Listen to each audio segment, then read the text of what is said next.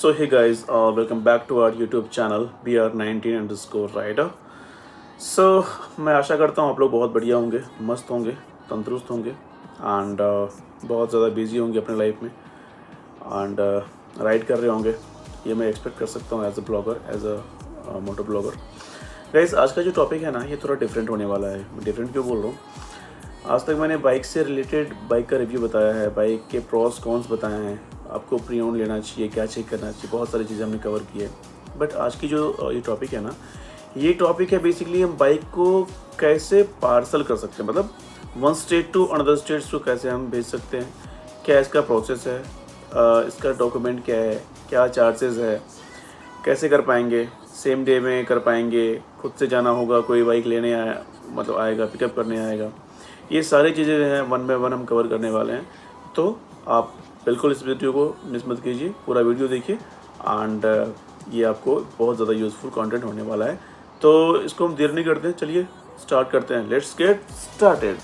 So guys, जैसे कि आप हमारे जैसे अगर सब्सक्राइबर हैं या अगर हमारे व्यूअर हैं आप, तो आप देखे होंगे जो हमारे जो प्रोफाइल में एक अपाचे 164 भी, आपको कई सारी वीडियोज़ भी देखी होगी, कुछ हमारे वीडियोज़ में लॉन्ग वीडियो को शॉर्ट वीडियो भी है।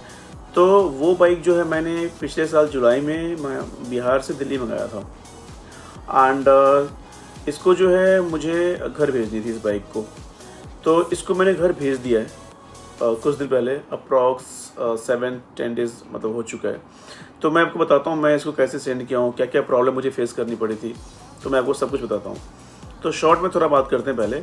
जो वो अपाचे 164 भी है, जब मैंने अपने बिहार से दिल्ली मंगाया था, बेसिकली आप लोग सबको जानते होंगे मैं दिल्ली रहता हूँ, अगर जो नहीं जानते उसको बताता हूँ मैं उनको, मैं दिल्ली में रहता हूँ।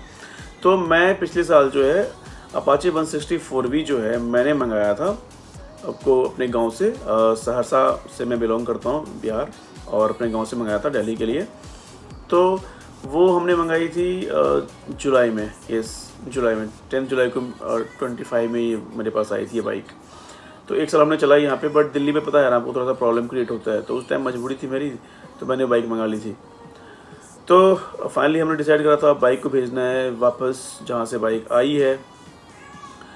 तो जब मैं बाइक लेके गया वहाँ पे railway station, new Delhi railway station गया मैं वहाँ पे, तो वहाँ जाके मेरा दिमाग पूरा घूम सा गया। मैं बताता हूँ क्यों मेरा दिमाग घूम गया। क्योंकि जब मैं सहरसा से बाइक मंगा रहा था तो वहाँ बहुत नॉर्मल प्रोसेस था, कुछ नहीं, आप वहाँ पे जाइए, गाड़ी पैक कराइए और वहाँ पे जो उसका चार्जेस है, बाइक की वैल्यू डालिए, जो आपको XYZ जो वैल्यू डालना है उसका आपको 1% पे करना पड़ता है, ठीक है। तो वो आराम से आ गई थी। मैं आपको अमाउंट भी लास्ट में रिवील कर दूंगा, कितना अमाउंट मुझे लगा था मंगाने में, कितना मुझे भेजने में लगा, ये सब भी मैं आपको बताने वाला हूँ, ठीक है।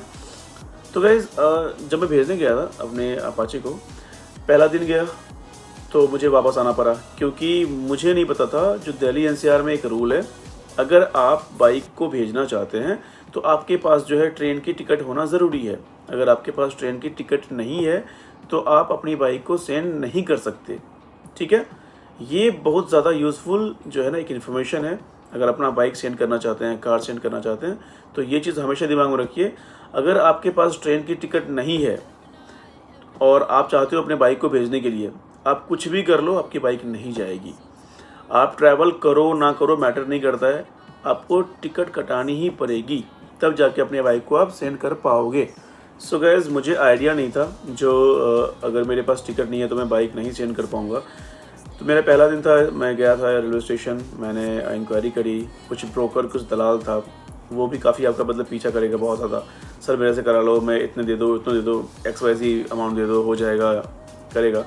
तो मैं डीलर को इग्नोर करते हुए, ब्रोकर को इग्नोर करते हुए मैं गया जो मतलब काउंटर पे गया, काउंटर मैंने बात करी, तो वहाँ बोला भाई तुम्हारे पास टिकट कंफर्म होना चाहिए, चाहे वो स्लीपर का ही क्यों ना हो, तब जाके तुम्हारी बाइक जाएगी। चाहे तुम ट्रैवल करो या ना करो, कंफर्म टिकट दे दो, कंफर्म दे दो, यानी तो RAC भी है वो भी चलेगी, वेटिंग है तो नहीं चलेगी, फिर आपकी बाइक जाएगी नहीं।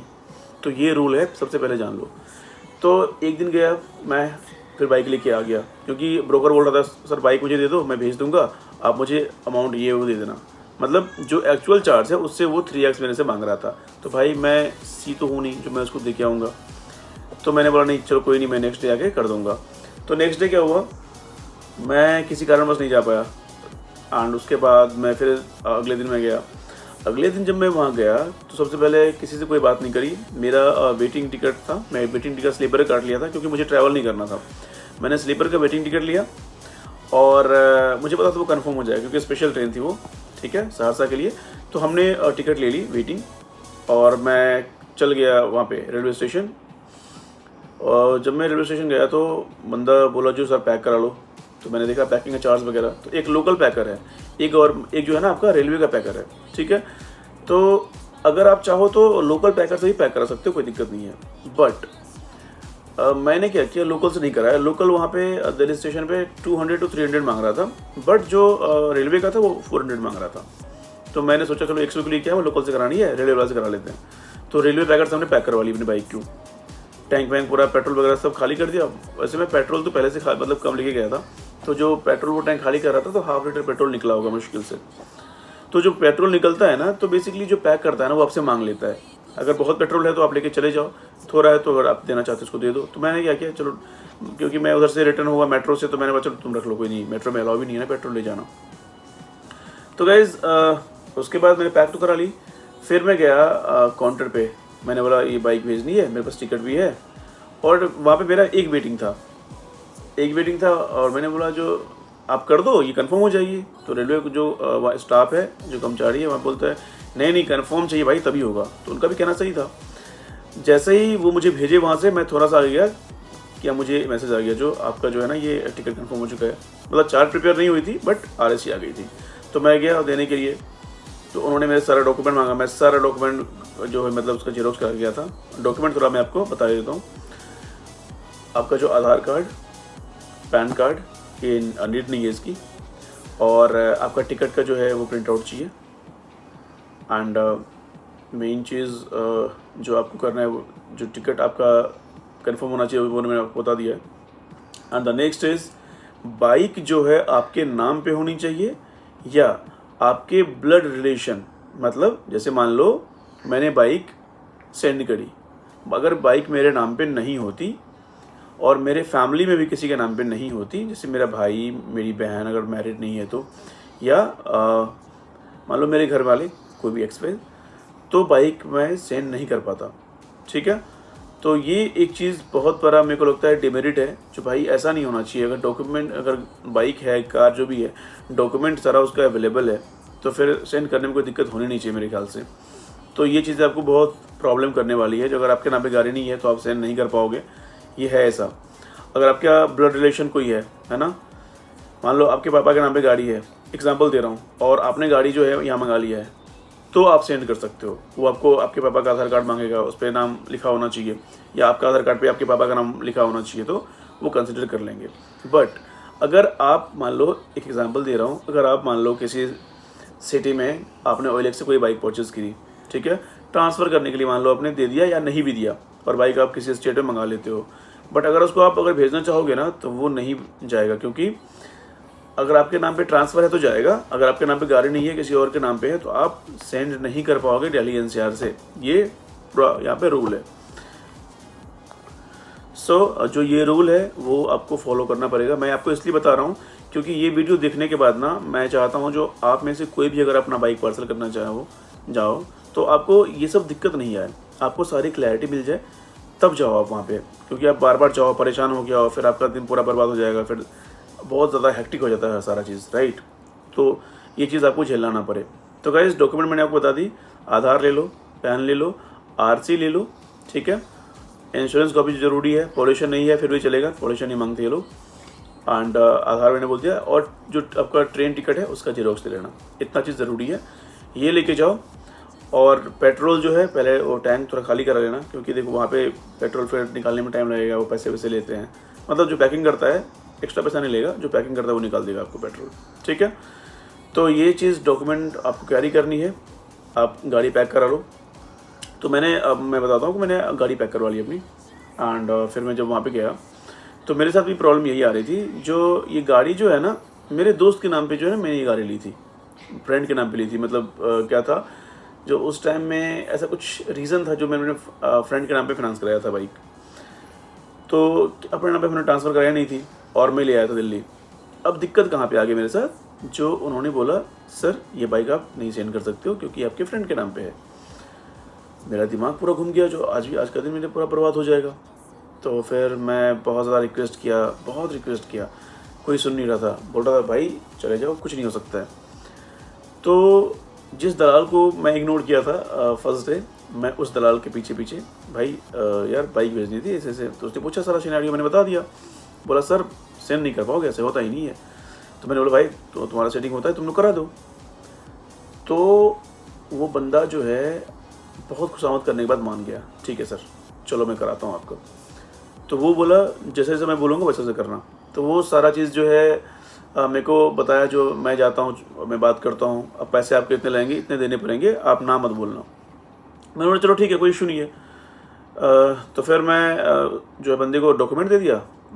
वो उसने बोला जो आप थोड़ा छिप जाओ क्योंकि वो आपको देख चुका है पहले काउंटर पे। मैं छिप गया एंड फिर पता नहीं क्या प्रोसेस क्या नहीं किया, तो पता नहीं पैसा उसे खिलाया होगा वो।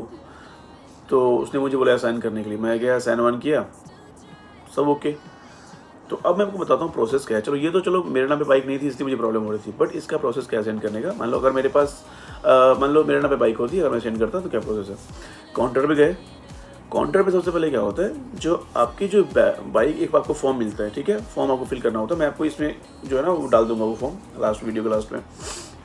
उस फॉर्म में आपको नाम, आपका मतलब गाड़ी ऑनर का नाम, वो नाम डालना है, वो एड्रेस डालना है कंप्लीट, आरसी पे जो एड्रेस है वो डालना है, आरसी नंबर डालना है, आधार नंबर मेंशन करना है, पीएनआर नंबर मेंशन करना है ऊपर में हर चीज़। और उसमें आपको एक नीचे लिखा होता है, आप वहाँ पे अंडरटेकिंग बोलते हैं उसको, आपको लिखना पड़ेगा इस बाइक में कुछ पेट्रोल वगैरह कुछ नहीं है, आप उसको ना अंडरटेकिंग दोगे वहाँ पे। एंड बाइक अगर मान लो ले जाने या इसमें कुछ टूटता है तो रेलवे की कोई जिम्मेदारी नहीं होती, ये सारा चीज़ वहाँ पे मेंशन होता है, ठीक है। वो कहने सुनने की बात होती है, जो रेलवे आपको टूटने के बाद इंश्योरेंस क्लेम ये वो कुछ नहीं होता भाई, ये सब फालतू चीज़ें। तो आप ये इतना प्रोसेस है। इसको मतलब गाड़ी को फिर आप वहाँ जाओगे और गाड़ी की वैल्यू आपसे पूछा जाएगा। मान लो मैंने अपनी गाड़ी की वैल्यू कम लगाई थी, जो पैसे कम लगे, मैंने बोला गाड़ी की वैल्यू जो है 30,000 है। 30,000 मैंने बोला तो 1% मान लो 30,000 का वो चार्ज हुआ, प्लस इंश्योरेंस कंपलसरी है, ये लोग इंश्योरेंस जो उस पर डालते हैं। और गाड़ी का फेयर ना अलग होता है, देखो एक तो टिकट का फेयर, एक आपके बाइक का इंश्योरेंस, फिर आपके टिकट का फेयर अलग से वो।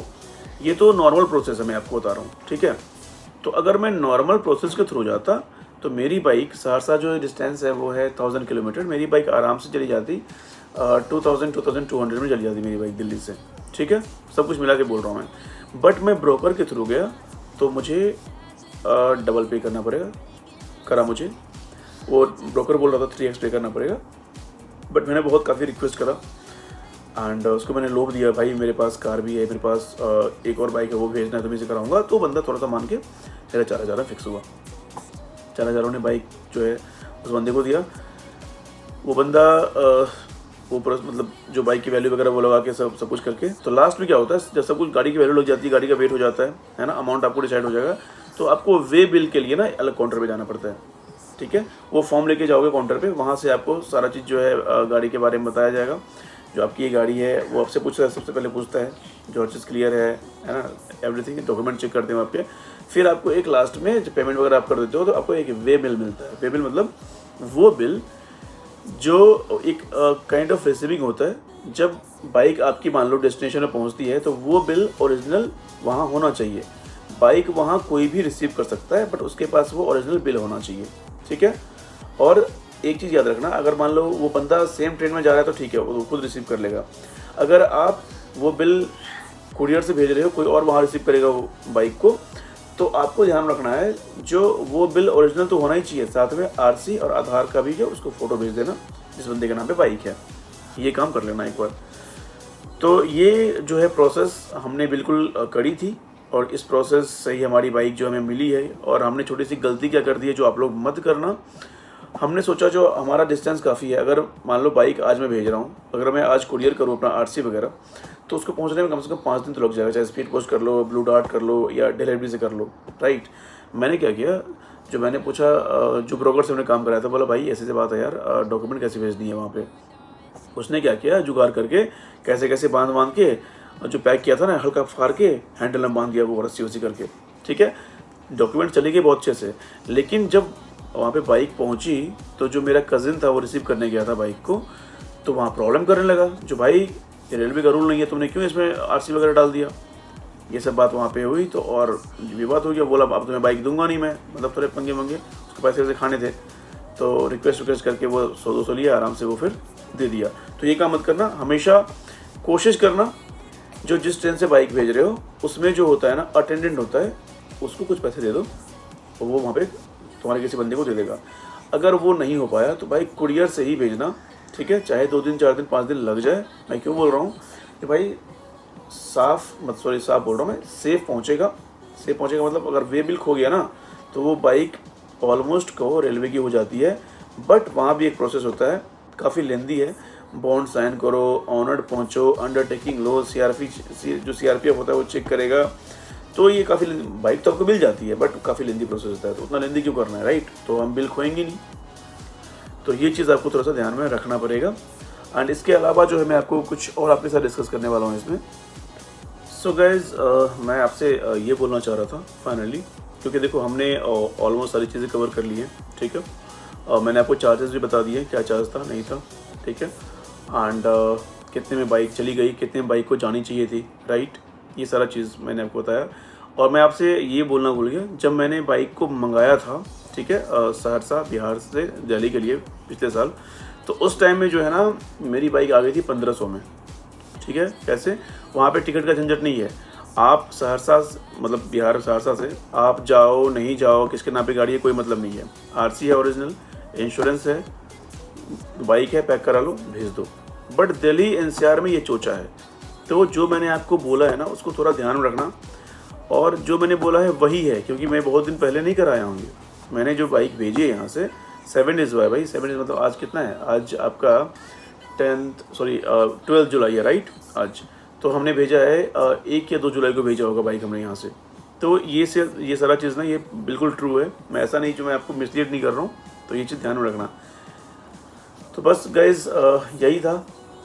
एंड अगर आपको फिर भी इसके रिलेटेड और भी कुछ पूछना है तो आप मुझे बिल्कुल जो है कमेंट बॉक्स में कमेंट कर लीजिए। एंड हमारा इंस्टाग्राम का जो है चैनल भी, जो इंस्टाग्राम का लिंक है वो हमने बिल्कुल मेंशन करा है, अगर हम अपना मेरे चैनल को ओपन करोगे तो आपको बिल्कुल दिख जाएगा हमारा इंस्टाग्राम। और मैं जो है कमेंट सेक्शन में भी वो डाल दूंगा बेसिकली चैनल, वहाँ भी हमें DM कर सकते हो, आपकी कोई इशू कोई क्वेरी होती है तो बिल्कुल आप मेरे से पूछ सकते हो।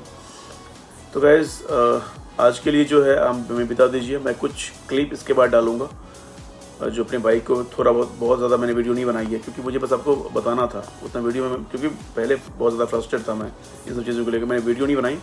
बट मैंने सोचा था जो एक वीडियो बना के डेडिकेट मैं आप लोग को बिल्कुल बताऊँगा, जो आप लोग के लिए थोड़ा ईजी हो जाए बाइक कहीं पर सेंड करना, ठीक है।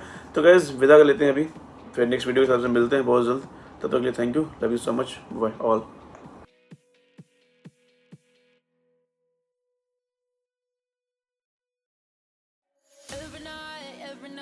Every night, paradise seems so far away. Still a try.